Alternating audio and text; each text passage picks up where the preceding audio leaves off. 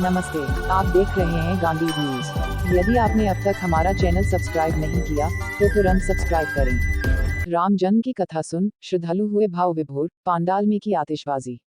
कुशलगढ़ में चल रही श्री राम कथा के दौरान आज जब कथा व्यास से गोसंत रघुवीर दास जी महाराज ने भय प्रकट कृपाला दीन दयाला की स्तुति के साथ शुरुआत की तो माहौल भक्तिमय हो गया। कथा व्यास से गोसंत ने कहा कि हम राजा दशरथ की तरह जब बनेंगे तभी राम जैसे पुत्र जन्म लेंगे। उन्होंने कहा कि अपने को संस्कारी बनाना होगा और पुत्रों को भगवान राम की कथा से प्रेरणा देनी होगी, तभी देश में संस्कारों को बचाया जा सकता है। गौसंत ने भजन प्रस्तुत किया जिस पर महिलाओं ने नृत्य भी किया। राजा दशरथ ने यज्ञ के प्रसाद खीर को अपने महल में ले जाकर अपनी तीनों रानियों में वितरित कर दिया।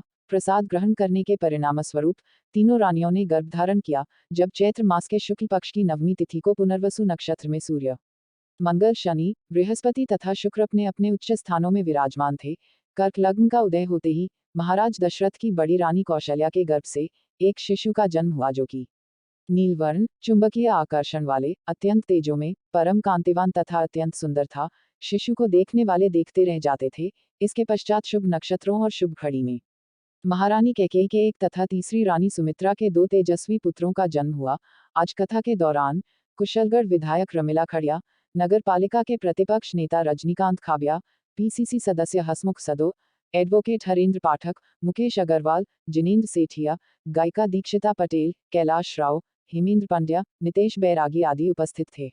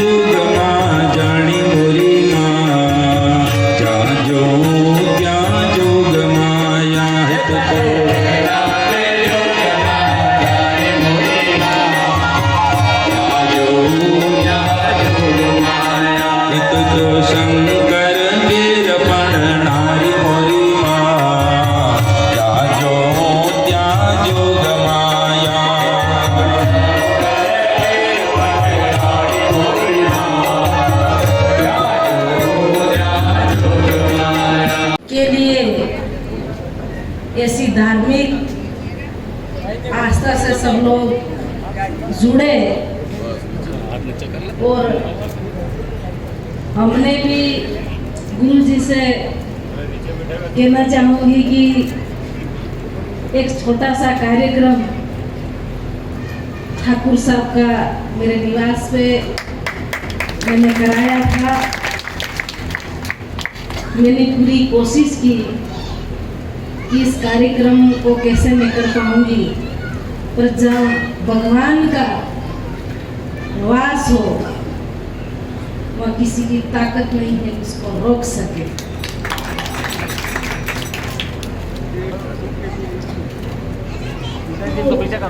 उसी दिन से मैं देखती रहती हूँ कि कुशलगढ़ में छोटे मोटे कार्यक्रम हो रहे हैं, कलश यात्रा हो रही है,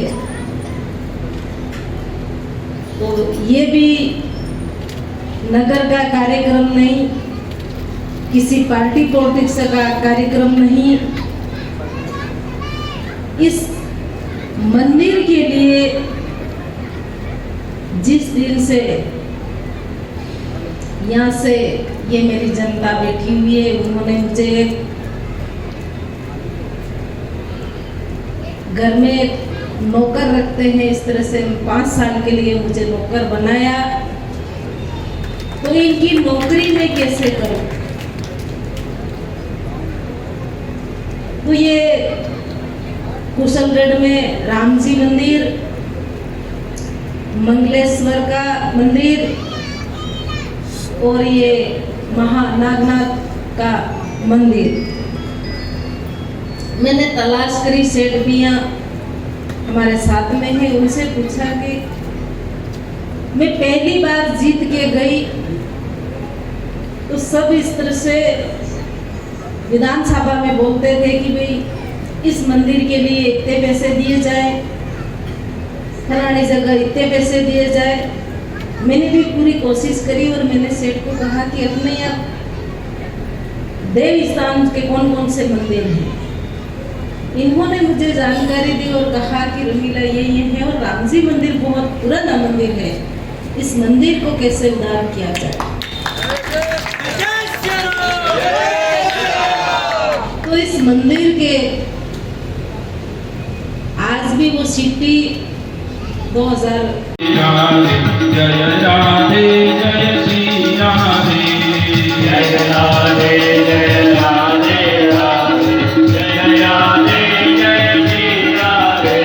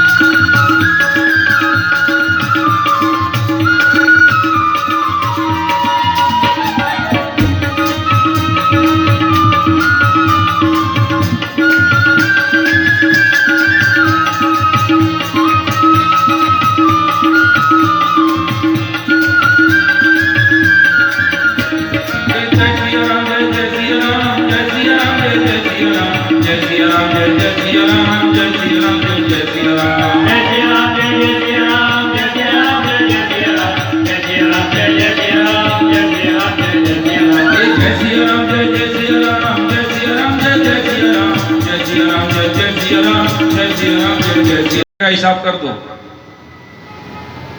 तो उसको पूछा, ए भाई तूने पाप बहुत किए, उसकी सजा तो नरक में मिलेगी, पर एक बार तूने राम बोल दिया था, उसका पुण्य जो तुझे चाहिए ले ले, बोल क्या चाहिए।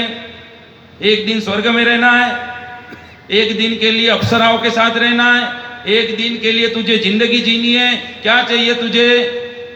तो उसे याद आ गया गुरुजी ने क्या सिखाया था कि राम नाम के बदले जो मिलता हो वो मुझे दो। तो उसने कह दिया, मैं तो अनपढ़ हूं, गवार हूं, मैं कुछ जानता नहीं हूं, एक राम नाम के बदले जो हो सकता हो मुझे दे दो। अब वो यमराज यम के दूत सोचने लगे, एक राम नाम के बदले क्या देवे। तो अपने को तो पता नहीं है एक राम का नाम बोलने से क्या होता है। उन्होंने यम दूतों ने यमराज को बुलाया, महाराज एक राम नाम लेने का फल क्या है। यमराज ने अपना पूरी सब बहिड़े खोज लिए, उसने कहा बस अब मुझे तुझसे कुछ नहीं चाहिए, आज के बाद तू फ्री, स्वतंत्र, तू जा अपने घर अब रहना। पर एक बात ध्यान रखना, कभी कोई तुझे इस एक बार जो तूने राम बोला है उसके बदले में कभी कोई तुझे कुछ देने आए तो तू कुछ लेना मत। सामने वालों को कह देना, राम नाम बोलने के बदले में जो मिलता हो वो दे सकते हो तो मुझे दो, नहीं तो यहां से जाओ। बोले ठीक।